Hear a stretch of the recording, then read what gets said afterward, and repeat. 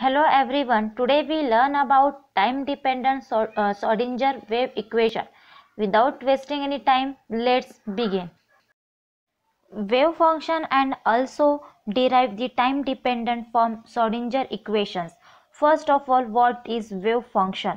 We have already studied about the concept of matter wave proposed by de Broglie. So according to this concept, every particle or matter has a wave associated with it whose wavelength is given by h by p. So this wave that is matter wave that is associated with every particle can be described by using a function called as wave function. So this is characterized that globally based. It is often denoted by psi, and this function will contain the complete information about the particle. It is usually a complex function. So if suppose a particle is moving along the x direction, then the wave function of such a particle moving along x direction can be written as psi is equals to a e raised to minus I omega into t minus x by e. Here omega the angular frequency of the wave, v is the velocity of the wave, a is a constant, t means the time, x is the position. So psi is a x function that tells us probability that of a particle it position x bar. Importance of psi later. First of now let us understand that is wave function. Described a matter wave in a mathematically form. It is a complex wave function. Why is it called complex? Because it contains this is an oscillatory function, and we have also understood about the basic terms, which is omega. Omega is the angular frequency. Then v is the velocity. These are the characteristic of the wave. Then in addition to of that, t and x are variable. T is the time, x is the position, a is a constant, and psi is the overall wave function. Now let us try to derive the time dependent Schrodinger equations. So before that, let us define some basic equations relating angular frequency. If omega is norm-form angular frequency and the frequency mu are related by omega equal to 2 pi into nu. Similarly, if velocity is given, then the frequency is related by v equal to nu lambda. V is the velocity, nu is the frequency, and lambda is the wavelength. Then let us rewrite the previous equation, the wave function, in terms of nu and v, or wave function psi is equals to k e raised to minus I omega, a e raised to I omega, and into t minus x by e. So instead of this omega I, substituting to pi nu, which is raised to minus I into 2 pi, and nu into t minus 2 pi nu upon 2 pi nu x by v. Taking 2 pi is a common, raised to minus 2 pi into nu t minus, we know nu by v is 1 by lambda, nu by b will be 1 by lambda, so it is x by lambda. Now let us rewrite these equations in terms of energy and momentum. So far that we know frequency and wavelength have a relationship with energy and momentum. So they are given by frequency equal to E by h, because C equal to h nu. So a nu equal to E by h. Similarly, we have lambda equal to h by p. So this equation can be substituted here for lambda as well as nu to get the value energy and in terms of energy and momentum. So substituting, we can get psi equal to a e raised to minus I to p pi 2 pi into e by h into t minus x by h by p is x by h. Now taking this 1 by h is common, it e raised to minus 2 pi by h into et minus px. So we know h by 2 pi is h cut, so h cross, instead this by h by 2 denominator, so it is a e raised to minus I, e raised to the minus a raised to the a into e raised to the minus I by h cross into et minus px. So we have modified, we have wave function and written it in terms of energy and momentum. We have made a few substitution in terms of frequency, energy and momentum. So this is the wave function in terms of E and P. Now let us try to formulate these Schrodinger equations using the basic equation. For that, let me differentiate this wave function psi with respect to x, twist, so differentiate psi with respect to x, psi with twist. So first let us do d psi by dx, dou psi by dou x. What will be the answer? This is an exponential term, you just multiply with coefficient of x here, which is ip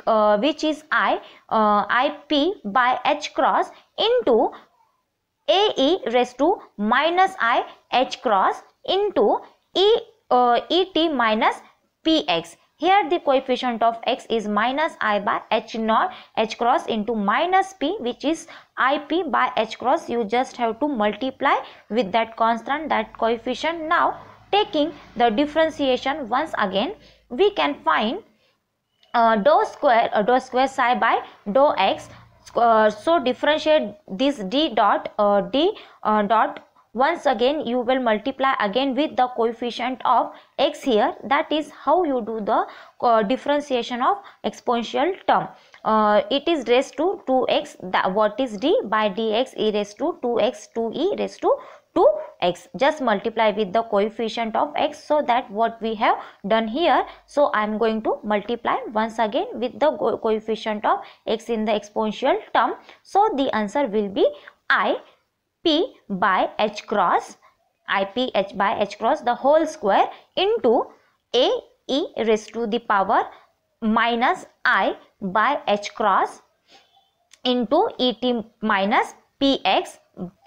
So what is I square? I square is minus 1, so that is minus p square by h cross square into a e raised to minus I by h cross into et minus px. So we know this term is simply simply psi itself. So I can write this as this as h cross square minus it cut square into dou square psi by dou x square is equal to p square psi. Right, I have taken this h cross square to left hand side and negative sign also the left hand side. So this will be simply locus minus x cross square into dou square psi by dou x square equal to p square psi. So let us number this equation as our equation number 1. Now let us move on.